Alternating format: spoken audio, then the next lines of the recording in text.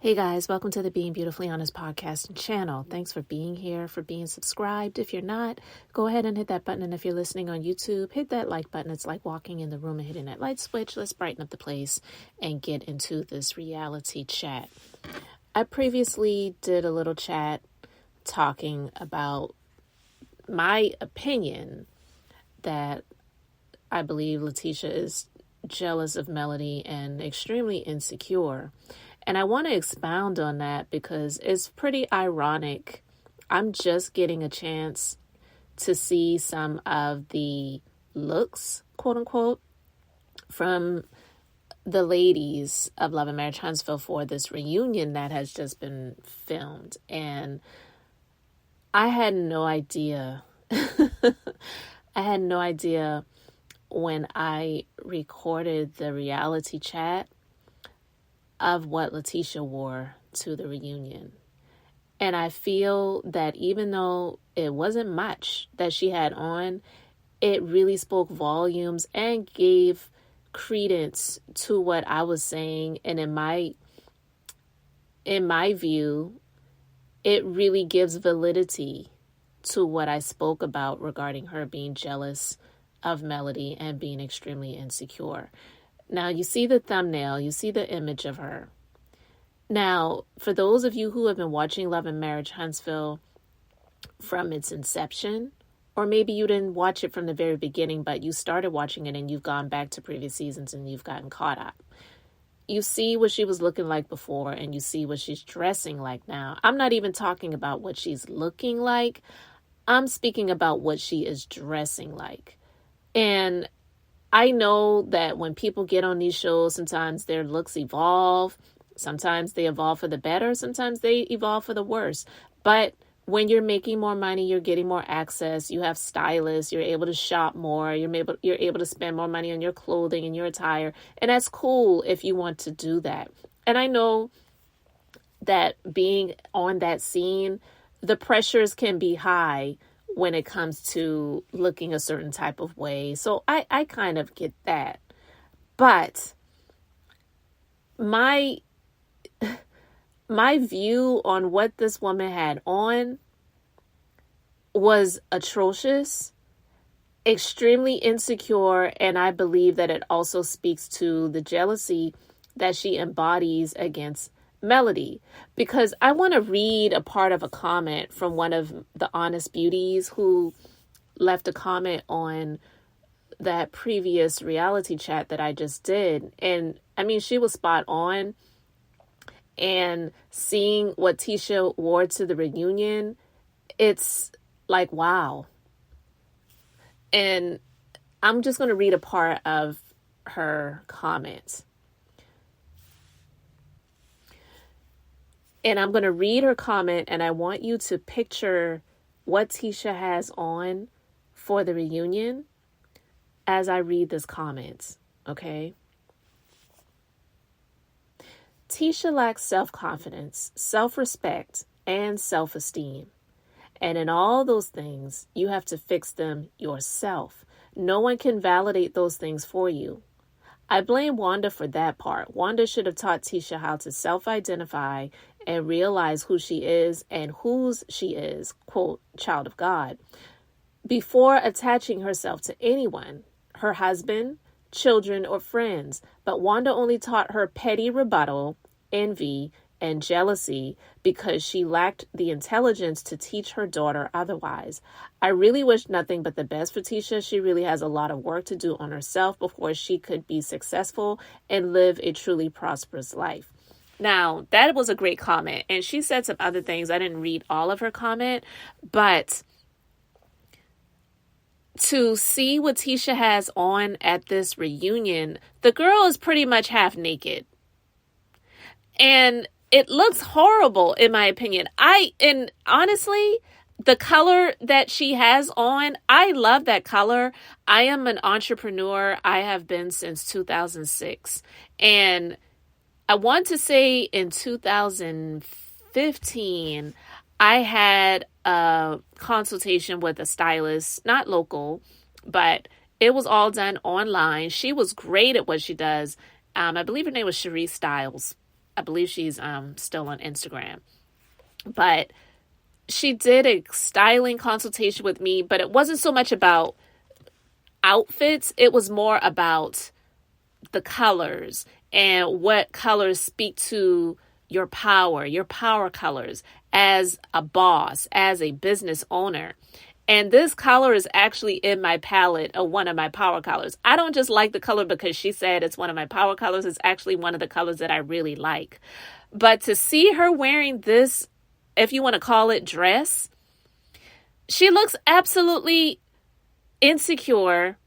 She looks like she's trying to prove a point. She's looking like she's trying to say, well, Mel is not the only one that got the body. I got it too. Girl, we know you got the body. And I don't even have a problem that she paid for a lot of her body because she's had 3 children. I will never knock a woman for doing things for themselves. But if you go to my other YouTube channel, which I have a link to in the description box, on my beauty playlist, Natural Beauty and Enhanced Beauty, I talk about subjects like this because I, 1, am in the beauty industry, and 2, I've had experiences with plastic surgery, not a whole lot, but there's some things that I am for and there's some things I am against. But one of the things that I speak about is the fact that women that choose to do this, and men, because men do some procedures as well, not just women. But I'm just saying, if you are going to go under the knife, you have to make sure that your mind is right and you have to be doing it for you. The only reason that anyone should be doing these things is for themselves, not to please a man, not even if you're married to the person. I've been married for 25 years and nothing that I have done has been to please my husband. My husband was actually fine with my body. I decided to do things after many, many, many years after our son was pretty much grown because I wanted to feel better in my clothing. And so I did a couple of things for me, not for him. In my estimation, in my personal opinion, I believe the things that Tisha has done has been to please her husband. And that is the wrong reason to do it because the woman can walk around nearly naked wearing this outfit and he still isn't happy. He still is in this marriage for the long haul because he's settling, because it's cheaper to keep her, because they collectively, because she is now, not just now, but she is the leader of the business in terms of the percentage of ownership that is on paper, being sued for fraud for $5 million, not to mention other things that they've been accused of. You know what I mean? So it wouldn't benefit him to leave her. He would just stay in an unhappy marriage and go and travel to another continent by himself because he needs to get in the headspace. You know, when I listened to that clip of him speaking to Tisha when they went out to dinner, whatever season that was, after he got back from his Africa trip. And he said, you know, babe, I'm really happy that you agree with me that I should go there alone. She's like, yeah, because at first I just didn't understand it because I didn't know like why you should go to another country that we haven't been to together as a family. And then he's in his selfish ways speaking about himself, about he was just going through a lot and he needed to get himself in a better headspace and coming out of COVID. And like she and the kids didn't go through COVID too. It's just crazy to me.